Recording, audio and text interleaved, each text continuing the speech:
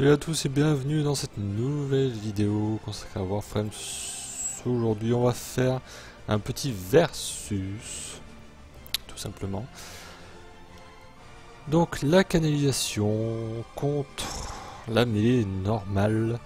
Que choisir, que modder entre de la canalisation et des modes normaux, entre parenthèses. Donc ce sont des modes qui n'ont pas besoin de canalisation pour être actifs. Donc la canalisation, donc ce sont juste une série de modes qui ont tous, donc là c'est marqué channeling pour canalisation, donc ce ne sera pas marqué mêlée dessus, ça sera marqué canalisation. Ils sont juste actifs, donc il faut regarder parmi vos touches exactement comment on déclenche la canalisation. Donc qu'espérer lorsque vous faites de la canalisation? C'est une couche supplémentaire de dégâts. Donc ce sont des dégâts qui viennent en plus de vos modes. Donc ce sont parmi les avantages, c'est vraiment quelque chose, vous ferez plus de dégâts naturellement avec la canalisation à l'image du mode qu'il y a à l'écran. Vous pourrez bénéficier aussi d'effets additionnels tels que le vol de vie, de la chance de contre aussi.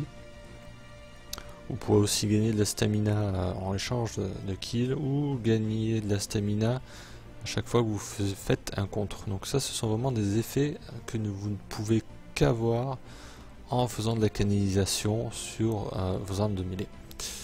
Et en ayant donc les modes en question, vu que les modes, tout ce qui est vol de vie, chance de contre, etc., ce sont certains modes à placer, bien sûr. La contrepartie de la canalisation, c'est la consommation d'énergie par coup et surtout la consommation qui est un petit peu accrue au fur et à mesure que l'on mode, vu que la majorité des modes de canalisation ont de la perte d'efficacité. Donc on se retrouve à chaque coup à consommer de l'énergie, à consommer à peu près 5, 6, 7, 8, 9 d'énergie par coup. Ça peut varier donc selon ce que vous avez modé, comment vous l'avez fait. Si vous vous limitez au mode que l'on voit, il n'y a pas de contrepartie sur celui-ci, mais certains modes rares, notamment celui de vol de vie, possèdent une contrepartie, donc en perte d'efficacité. Et un des désavantages, j'ai envie de dire majeurs, c'est vraiment si vous n'avez pas d'énergie, vous ne pourrez pas faire de canalisation, tout simplement.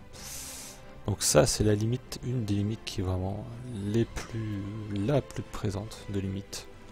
Pas d'énergie, pas de canalisation et moins de slots disponibles pour des modes classiques, notamment des modes élémentaires, malheureusement.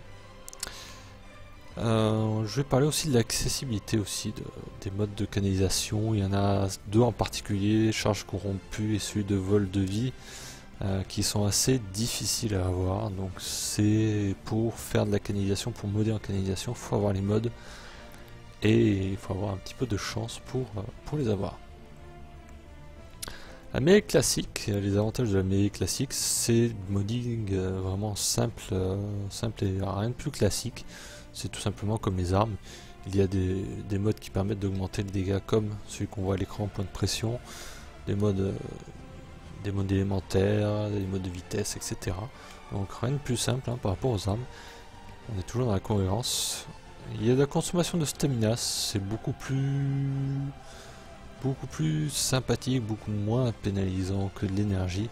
La stamina, c'est simplement ce qui vous empêchera de courir, de faire des sprints ou de faire des sauts sur les murs. Ça ne vous empêchera pas de taper, quoi qu'il en soit.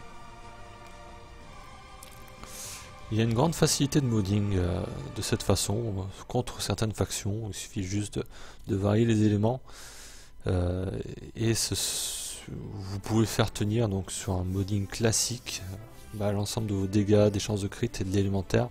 Vous pouvez tout faire rentrer. Si vous voulez faire un build sur de la canalisation, là, ce ne sera pas exactement la même chose. Et il y a certaines compétences uniques, donc telles que Berserker, sont des compétences qui n'ont pas besoin de canalisation pour ce genre de choses. Et certains modes exclusifs pour les armes de G. Par contre, il ne vous doit aucune compétence telle que le vol de vie notamment, qui peut être intéressant dans certains cas. Aucune compétence complémentaire, pas complémentaire, supplémentaire de corps à corps. Certains modes intéressants sont aussi peu accessibles. Je parle des modes des ventes, des plus 120%. Donc que ce soit canalisation ou modding classique, il y aura toujours des modes un petit peu plus difficiles à avoir. Alors peut-être moins du côté de la mêlée normale. Résultat, que choisir entre de la canalisation ou du normal? J'ai envie de dire la canalisation pour tout ce qui est arme avec des faibles taux de crit et des dégâts de brut importants, avec beaucoup de modes de dégâts. Vous allez pouvoir booster vos dégâts bruts assez vite, surtout si vous avez une faible chance de critique. Ça ne servira pas à grand chose, ça vous libérera des slots de mode. Donc vous ne mettrez pas des modes de critique sur une arme avec un faible taux de crit, bien sûr. Donc ce sera peut-être l'occasion de la jouer en canalisation. Autre chose, si vous voulez jouer canalisation, c'est que vous n'allez pas forcément utiliser vos compétences de Warframe.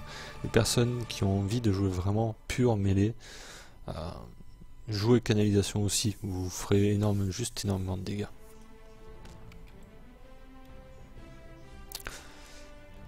Et du modding normal, donc l'un comme l'autre se choisir pour tout ce qui est armes de crit. Et si vous voulez avoir des dégâts, des crits et des effets élémentaires, c'est le modding classique, ça marche très bien, il n'y a pas besoin de canalisation pour ça.